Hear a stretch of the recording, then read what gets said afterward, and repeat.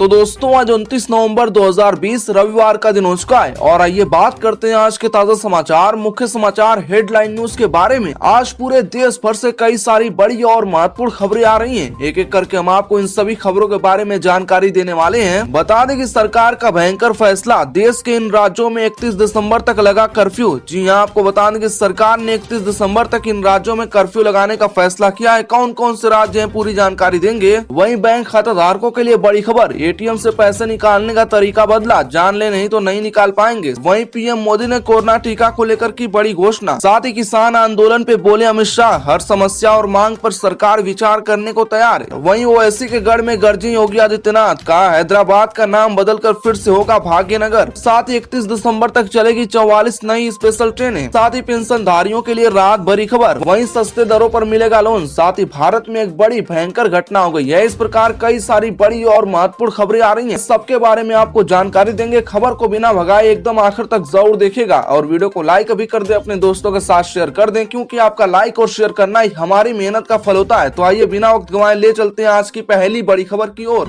PM Modi ने 3 शहरों में जाकर की कोरोना टीके के विकास कार्य की समीक्षा, जल्द मिलेगी वैक्सीन। जी हां, आपको बता दें कि प्रधानमंत्री मोदी ने कोरोना के टीके के विकास कार्य की समीक्षा के लिए शनिवार को अहमदाबाद, हैदराबाद और पुणे का दौरा किया। प्रधानमंत्री कार्यालय पीएमओ ने कहा कि दिन भर के दौरे का उद्देश्य नागरिकों के टीकाकरण में भारत के प्रयासों में आने वाली चुनौतियों, तैयारियों और रोड मैप जैसे पहलुओं की जानकारी हासिल करना था। मोदी ने अपने दौरे की शुरुआत अहमदाबाद के नजदीक दवा कंपनी जाइडस कैडिला के संयंत्र के दौरे के साथ की। बता दें कि जाइडस कैडिला के अध्यक्ष पंकज पटेल ने हाल ही में कहा था कि कंपनी का उद्देश्य मार्च 2021 तक टीके का परीक्षण पूरा करना है और वह 1 साल में 10 करोड़ तक खुराक का उत्पादन कर सकती है।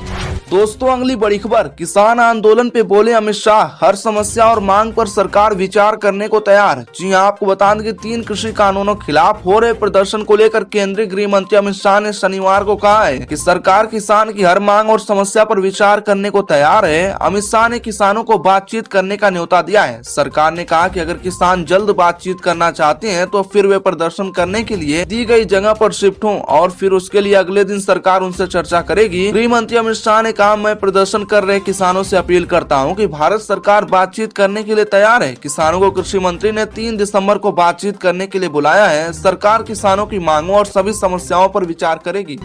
वहीं अगली बड़ी खबर, राहुल गांधी बोले पीएम मोदी को किसानों से करनी चाहिए बात, अन्याय खिलाफ आवाज उठाना अपराध नहीं कर्तव्य। जी हां, आपको बता दें कांग्रेस नेता राहुल गांधी ने शनिवार को आरोप लगाया कि प्रधानमंत्री मोदी के अहंकार की वजह से एक बुजुर्ग किसान के खिलाफ सैनिक खड़ा हुआ है। कांग्रेस ने भी कहा अच्छा होता अगर कॉर्पोरेट ऑफिसों में खुद का फोटो खिंचवाने के बजाय प्रधानमंत्री आंदोलनरत किसानों से बातचीत करते। एक बुजुर्ग किसान को लाठी दिखाते सैनिक की तस्वीर साझा करते हुए राहुल ने ट्वीट किया, हमारा नारा था जय जवान जय किसान, लेकिन आज प्रधानमंत्री के अहंकार की वजह से एक सैनिक किसान के खिलाफ खड़ा है। दोस्तों क्या आप राहुल की बात से सहमत हैं? कमेंट जरूर करिएगा। लेते हैं अगली बड़ी खबर, खत्म नहीं होगा अन्नदाताओं का प्रदर्शन, अमित शाह की अपील पर किसान बोले बातचीत के लिए सशर्त न्योता ठीक नहीं। जी हां, बता दें केंद्रीय गृह मंत्री अमित शाह की ओर से बातचीत की अपील को किसान मानने को तैयार नहीं है। भारतीय किसान यूनियन के पंजाब अध्यक्ष जगजीत सिंह ने कहा कि गृह मंत्री अमित शाह जी ने सशर्त जल्दी मिलने की बात कही, जो अच्छा नहीं है। इस संबंध में आज हम बैठक करेंगे और फिर अपनी प्रतिक्रिया तय करेंगे। बता दें कि अमित शाह ने कहा कई स्थानों पर किसान इस ठंड में अपने ट्रैक्टरों और ट्रॉलियों के साथ खड़े हैं। मैं उनसे अपील करता हूँ कि दिल्ली पुलिस आपको बड़े मैदान में ले जाने के लिए तैयार है, कृपया वहां जाएं, हम आपसे बातचीत करेंगे। तो क्या किसानों को इनकी बात माननी चाहिए? कमेंट जरूर करिएगा। दोस्तों वीडियो को लाइक जरूर करें और खबर को बिना भगाए एकदम आखिर तक जरूर देखें। बड़ी महत्वपूर्ण खबरें आ रही हैं। लेते हैं अगली बड़ी खबर, देश में कोरोना संक्रमितों की संख्या हुई 93,51,000, 24 घंटे में 41,322 नए मामले। जी हां, बता दें कि भारत समेत दुनिया भर के 180 से ज्यादा देशों में कोरोना खौफ देखने को मिल रहा है। स्वास्थ्य मंत्रालय द्वारा जारी ताजा आंकड़ों के अनुसार देश में कोरोना संक्रमितों की कुल संख्या 93,51,109 हो गई है। पिछले 24 घंटे में 41,322 नए मामले सामने आए। इसमें से अब तक कुल 87,59,996 लोग ठीक हो चुके हैं। इसके मौजूदा मामलों की संख्या 5 लाख से नीचे है। इस समय देश में 4,54,940 लोगों का इलाज चल रहा है। वहीं अगली बड़ी खबर, कोयले का अवैध कारोबार, बिहार समेत 4 राज्यों में सीबीआई की छापेमारी, 40 लाख से अधिक कैश जब्त। जी हां, बता दें कि झारखंड स्थित 2 कोयला खदानों से कोयले के अवैध कारोबार के मामले में सीबीआई ने बिहार सहित 4 राज्यों पश्चिम बंगाल, झारखंड और उत्तर प्रदेश में शनिवार को छापेमारी की। छापेमारी Eastern Coal Field Limited ECL के 2 जनरल मैनेजर, सीआईएसएफ के 3 सिक्योरिटी अधिकारी, रेलवे अफसरों के साथ कुछ निजी लोगों के ठिकानों सहित कुल 45 स्थानों पे की गई। छापेमारी को लेकर सीबीआई द्वारा 45 टीमों का गठन किया गया। लेते हैं अगली बड़ी खबर, शादियों में अब सिर्फ 50 लोगों को इजाजत, नाइट कर्फ्यू का समय भी बदला। जी हां, आपको बता दें कि कोरोना महामारी पर नियंत्रण करने के लिए 23 नवंबर को कैबिनेट बैठक में लिए गए निर्णय 1 हफ्ते के भीतर ही हिमाचल प्रदेश सरकार ने फिर बदल दिए। मुख्यमंत्री जयराम ठाकुर ने कहा कि नए फैसलों के तहत अब सभी सरकारी कर्मचारी 1 दिसंबर से 31 दिसंबर तक 5 दिन कार्यालय में और 6ठे दिन वर्क फ्रॉम होम करेंगे। इसके अलावा शिमला, मंडी, कुल्लू और कांगड़ा में रात्रि 9 बजे से सुबह 6 बजे तक रात्रि कर्फ्यू लगेगा, जो पहले रात्रि 8 बजे से सुबह 6 बजे तक था। वहीं प्रदेश में समय समय पर कोरोना की स्थिति की समीक्षा करेंगे।